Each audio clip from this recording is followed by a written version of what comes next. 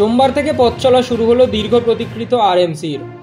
রাজ্যমন্ত্রী বিপ্লব মিত্রের প্রচেষ্টায় উদ্বোধন করা হয়েছিল একটি নতুন খুচরো বাজার কমপ্লেক্সের। ওই কমপ্লেক্সে একটি সবজি বাজার অন্তর্ভুক্ত করা হয়েছিল, যার লক্ষ্য ছিল স্থানীয়দের জন্য আরও সুসংগঠিত এবং পরিষ্কার কেনাকাটার অভিজ্ঞতা প্রদান করা। এছাড়াও পরিষ্কার পরিচ্ছন্নতা আরও উন্নত করার জন্য খুচরা বাজার কমপ্লেক্সের পাশে মাছ ও মাংস বাজারটিও পুনর্নির্মাণ করা হচ্ছে বলেই জানা গিয়েছে। পৌরসভার এই উদ্যোগকে সাধুবাদ জানিয়েছেন নাগরিক মহল। না, মাছের বাজারটা পাশেই থাকবে, কারণ মাছের বাজারটা আমরা ভালো করেই করে দেবো। বিভিন্ন জায়গায় যেভাবে মাছের বাজারগুলো আছে, সেই মাছেরগুলো যেভাবে হয় বাজারগুলো ঠিক সুন্দর করে একটা পরিকল্পনা করেছি, আমাদের ইঞ্জিনিয়ার সাহেব করেছে।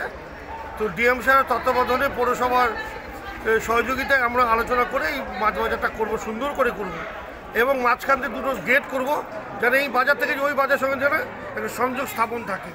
তাহলে আগামী দিন প্রবলেম হবে না, ঝড় বৃষ্টি হলেও সেটার মাধ্যমে এই বাজার থেকে যেতে পারবে।